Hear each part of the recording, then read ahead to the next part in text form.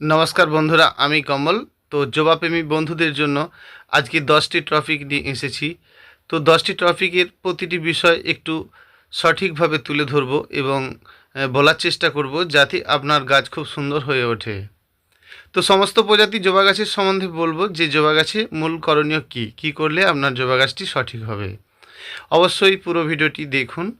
যে সকল বন্ধু একেবারেই নতুন, অবশ্যই বন্ধুরা চ্যানেলটি সাবস্ক্রাইব, শেয়ার, লাইক অবশ্যই করবেন। তো আমার এই ভিডিওটি একটু মন দিয়ে দেখুন, অবশ্যই কিছু জানতে পারবেন। ধরুন প্রথমত শুরু করি যে জবা গাছে প্রচণ্ড পরিমাণে ফুল হচ্ছে কিন্তু ফুলগুলি ঝরে যাচ্ছে। তো সেই নিয়ে আমরা কি করব? প্রচণ্ড পরিমাণে ফুল হচ্ছে আর ঝরে যাচ্ছে, তো প্রচণ্ড পরিমাণে ফুল নিচ্ছেন কেন? প্রথমত প্রচণ্ড পরিমাণে ফুল নেবেন না, তাহলে আপনার তো আর কুঁড়ি ঝরবে না। তাহলে আপনি কি করবেন? প্রথম কুঁড়িগুলো পিঞ্চ করবেন। তো এই বর্ষায়, অতিরিক্ত বর্ষায় আপনি কি করবেন? তো এই বর্ষায় আপনাদেরকে বলে রাখি যে প্রচণ্ড বর্ষাতে নিকাশি ব্যবস্থাটি ঠিক থাকতে হবে। তো অনেকের তা কিন্তু নেই। তো ধরুন এই আমাদের যে প্লাস্টিকের মধ্যে গাছ রেখেছি বা টবের মধ্যে রেখেছি, সেগুলো যদি বেশি বড় পাত্রে মানে বেশি বড় টবে থাকে, সেক্ষেত্রে কিন্তু বেশ খারাপ। তাহলে আমরা ছোটো টবে অনেকেই রাখি না, রোপণ করা হয়েছে বড় টবের মধ্যে। সেই জন্য আমরা কিন্তু যদি বড় টবে রোপণ করা থাকে, মাটিগুলো কিন্তু এলোমেলো করব না এই সময়টা, এবং বৃষ্টির জল কিন্তু বেশি খাওয়াবো না। কারণ বেশি পরিমাণে বৃষ্টির জল খেলে তাহলে কিন্তু গাছের অবস্থাটা খুব খারাপ হয়ে যাবে। সেই জন্য আমরা দ্বিতীয়টা বুঝতে পারলাম। তৃতীয়ত, আমরা মাটিটা ঠিক চুজ করে উঠতে পারি না। সাধারণত আমরা দেখেছি যে কোনো মাটিতে যখন গাছ রোপণ করে দিই, প্রথম অবস্থাতে বেশ ভালো রকম হয়ে গেল, তারপরে গাছগুলো আস্তে আস্তে কিন্তু খারাপ হয়ে যাচ্ছে। সেটা করা যাবে না। তো প্রথমত আপনি যে মাটিতেই গাছ রোপণ করে রাখুন না কেন, এমতো অবস্থায় যদি আপনার গাছ একেবারেই বৃদ্ধি না হয়, একেবারে লাল হয়ে গিয়ে গাছটি ঝিমিয়ে মরতে বসে, একেবারে এরকমই খারাপ অবস্থা হতে থাকে, তাহলে আপনি অবশ্যই গোড়াতে 100 গ্রাম চুন 10 লিটার জলে গুলে সেই জলটি গোড়াতে দেবেন। তাহলে আপনার মাটির ড্যামটা একেবারেই নষ্ট হয়ে যাবে। মাটি কিন্তু এলোমেলো করবেন না, মাটি খোপড়াবেন না, ওই চুনের জলটি কিন্তু গাছে স্প্রে করবেন না, কেবলমাত্র মাটিতে দেবেন। তাহলে আপনি এটা বুঝতে পারলেন যে আপনার পাতার মধ্যে এই লালচে ভাব বা গাছের এই অবস্থাটা থেকে আপনি মুক্তি পাবেন। অবশ্যই টবের নিচে রোপণ করার সময় প্রথমে নুড়িটি ভালো করে দেবেন। দ্বিতীয়ত, আমরা দেখছি যে আমাদের কুঁড়িগুলো হলুদ হয়ে হয়ে পড়ে যাচ্ছে। তো গাছের কুঁড়ি হলুদ হলুদ হয়ে পড়ে যাচ্ছে মানে আমাদেরকে জানতে হবে যে কেন গাছের কুঁড়িগুলো হলুদ হয়ে যাচ্ছে। আমরা অনেক দিন ধরেই গাছের ডালপালা কাটতেই ভুলে গেছি। দরদের সহিত আমরা গাছ করেছি, সেই জন্য গাছের ডাল কাটছি না। সেই কারণে গাছ তার একেবারে লালচে ভাব হয়ে গিয়ে গাছের অবস্থাটা একেবারে খারাপ দিকে পৌঁছে গেছে। তাহলে কি করবেন? প্রথমত আপনাকে আবার খাদ্য দেওয়ার ব্যবস্থা কিন্তু করতে হবে।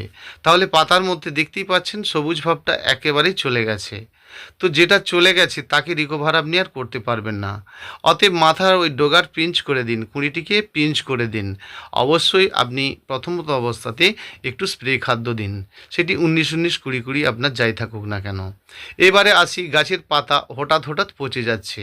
প্রচণ্ড বৃষ্টিতে গাছের পাতা হঠাৎ পচে যাচ্ছে, কারণ আপনার মাটিটা একেবারে ড্যাম্প হয়ে গিয়ে খারাপের দিকে পৌঁছে গেছে।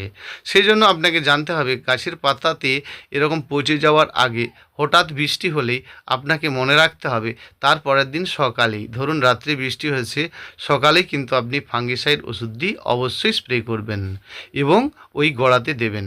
দেখবেন এটা থেকে আপনি অবশ্যই মুক্তি পাবেন। আপনার গাছ অবশ্যই খুব সুন্দর থাকবে। এবারে আসি, আমরা গাছে তাহলে কখন খাবার দেব? তাহলে আমাদের গাছ বাড়ছেই না আর মারাও যাচ্ছে না, একেবারে খাড়ত্ব ভাব এসে গেছে, খুব বাজে অবস্থা এসে গেছে গাছের। তো এই ক্ষেত্রে কি আমি খাদ্য দেব? একদমই না। প্রথম অবস্থাতে আপনি ফাঙ্গিসাইড ওষুধ স্প্রে করুন এবং মাটিটি ড্রাই করার ব্যবস্থা করুন। আর মাটির মধ্যে অতিরিক্ত মাটিকে এলোমেলো করে দেবেন না। এই বর্ষার সময়টা একেবারেই এলোমেলো করা যাবে না। তাহলে আপনি গাছটিকে কয়েকটি দিন এই ফাঙ্গিসাইড ওষুধটি স্প্রে করুন এবং একটু হালকা ছাওয়ার দিকে রাখুন যেখানে রৌদ্রটা কম। ওই গাছের যে মাটিটি শুকনো হয়ে যাওয়ার পর আপনি টবটি পুনরায় খুলে ফেলুন। খুলে সাইটের যে শেকড়গুলি আছে সোজাকে সোজা কেটে পুনরায় রোপণ করুন। তাহলে কিন্তু আপনার গাছটি পুনরায় আবার জীবন ফেরত পাবে। এরকম খাড়ত্ব লাল ভাব হয়ে আছে, আপনাকে জেনে নিতে হবে আপনার মাটিটি প্রথম অবস্থাতে ঠিক নেই। তাহলে আপনি খুলে ফেললেন, খুলে নেওয়ার পর সোজাকে সোজা শেকড়গুলি কেটে ফেললেন। কখন আপনি টব থেকে খোলার পরে কয়েকটি দিন পরে কিন্তু এটি করলেন, কারণ আপনার মাটিটি ভেজা আছে, সেটি শুকনো হতে হবে। এমতো অবস্থাতে আপনি কখনোই ফার্স্ট খাবার দেবেন না, গাছটি রোপণ করুন এবং ডগার কুশিটি অল্প করে একটু পিঞ্চ করে দিন। অবশ্যই আপনি ফাঙ্গিসাইড ওষুধের সাথে একটু পেস্টিসাইড দেবেন। তো প্রথমত আপনি ফাঙ্গিসাইড ওষুধ বারে বারে দিচ্ছেন 2-1 বার, মাঝে মধ্যে কিন্তু আপনি পেস্টিসাইডটা দেবেন। সেটা আপনি একতারা ওষুধটা মাঝে মধ্যে দেবেন। দিলে আপনার পাতার মধ্যে যে বাঁক ভাবগুলো রয়েছে সেগুলো কিন্তু আস্তে আস্তে আবার ঠিক হয়ে যাবে।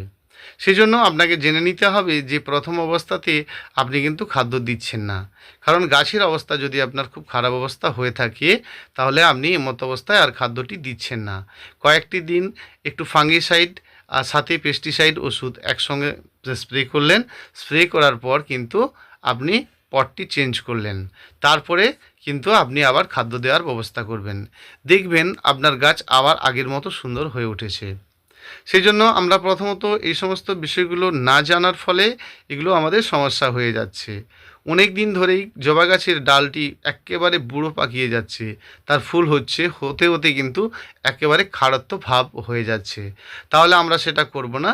এগুলো সমস্ত জবা গাছগুলি দেখছেন, এগুলো পুনঃজবা বলা হয়, যেগুলো অতি সাধারণভাবে কিন্তু আমরা করতে পারি। অনেকে কি করেন যে পুনঃজবার যে গোড়াতে ছোট্ট একটি কেসিং রয়েছে সেটি খুলে ফেলেন, নেটপট যেটি রয়েছে আর কি, সেটি খুলে ফেলেন। এটি করবেন না, কারণ নেটপটটি খুলে ফেললে গাছটি বাঁচানো খুব কঠিন ব্যাপার হয়ে যাবে। যদি নেটপট খুলতেই হয় তাহলে গাছটি আপনি কিনে নেওয়ার পর কিন্তু খুলে নিতে পারেন, কারণ গাছটি বড় হয়ে যাবার পর আপনি খুলতে পারবেন না, কারণ গাছটির অনেক শেকড় টেকড় হয়ে যাচ্ছে। সেমতো অবস্থায় গেলে কিন্তু আপনাকে আরেকটু বেশি কষ্ট করতে হবে, কারণ নেটপট খুলতে গেলে আপনাকে পুরো গাছটি কাটিং করে একেবারে খাড়ত্ব তৈরি করতে হবে, তবেই কিন্তু আপনি নেটপটটি খুলতে পারবেন। তার কোনো দরকার নেই, কারণ নেটপটের চারিদিকেই কাটা রয়েছে, অনেকেই নেটপটটি খুলে ফেলেন, সেটি কিন্তু করবেন না। এভাবে করলে জানবেন আপনার গাছ কিন্তু খুব সুন্দর অবশ্যই আবার হয়ে উঠবে। অতিরিক্ত গরমের কারণে আমাদের গাছের অবস্থাটা একেবারেই খারাপ, সেই জন্য আমরা আবার ফিরিয়ে তুলব গাছের পূর্ণাঙ্গ রূপ। অবশ্যই গাছের যখন এইভাবে লালচে ভাব এসে যায় তাহলে আপনাকে বুঝে নিতে হবে গাছে কিন্তু একেবারেই নাইট্রোজেন আর নেই। অবশ্যই নাইট্রোজেন আপনার চাই, সেটি পরিমাণে কম হলেও আপনাকে দিতে হবে। অবশ্যই আপনি স্প্রে খাওয়ারের ওপরে জোর দিন, আপনার গাছটি আগের মতো আবার চকচকে ঝকঝকে হয়ে যাবে। সেই জন্য অতিরিক্ত ফুল নিচ্ছেন, কারণ আপনার মাটির মধ্যে জৈবের ভাগটা অতিরিক্ত আছে। তো অনেকেরই আবার উল্টো আছে, যে অনেকেই খুব সুন্দর গাছ করেছেন, গাছে ফুল হচ্ছে না। সেক্ষেত্রে আমরা বলে থাকি যে সুপার ফসফেট পটাশটি দিন। তো আপনার গাছ যখন প্রচুর পরিমাণে ফুল হচ্ছে, গাছ বৃদ্ধি হচ্ছে না কিন্তু ফুল হচ্ছে, তাহলে আপনি আর ফুল নিচ্ছেন কেন? যাদের গাছ অতিরিক্ত সুন্দর হয়ে গেছে, একদম হাড়া হাড়া তরতাজা হয়ে গেছে, তাদের ক্ষেত্রে কিন্তু সুপার ফসফেট পটাশ আপনি দিলেও দিতে পারেন, আবার নাও দিতে পারেন। যদি আপনি না দেন আপনার একটু সময় লাগবে ফুল হতে। সেই জন্য আমরা যদি গাছ নিজের থেকেই ফুল ভালো হয় সেটা কিন্তু করব না। এক্ষেত্রে গাছের দুর্বল অবস্থাতে ফুলের কুঁড়িগুলো ঝরে যাচ্ছে, এটাই তার কারণ। কারণ গাছটি আপনার মানে এক্কেবারে দুর্বল। সেই জন্য আপনাকে প্রচুর পরিমাণে খাবারের ব্যবস্থা করতে হবে, কারণ জবা গাছ একটি রাক্ষসী গাছ। অবশ্যই যত খেতে দিতে পারবেন গাছ তরতাজা এবং ফ্রেশ থাকবে। যদি আপনি খাদ্য ঠিক মতো দিয়ে রাখেন তাহলে আপনার কখনোই গাছের কুঁড়ি কিন্তু ঝরে পড়বে না। এটা মূল ফ্যাক্ট। আপনাকে জানতে হবে যে গাছের কুঁড়ি ঝরে যাচ্ছে কেন। আমরা দেখছি যে গাছের কুঁড়ি ঝরে যাচ্ছে, পড়ে যাচ্ছে নিজের থেকেই অটোমেটিকই হলুদ হয়ে পড়ে যাচ্ছে। এটার কারণ আপনাকে জেনে নিতে হবে দুর্বল।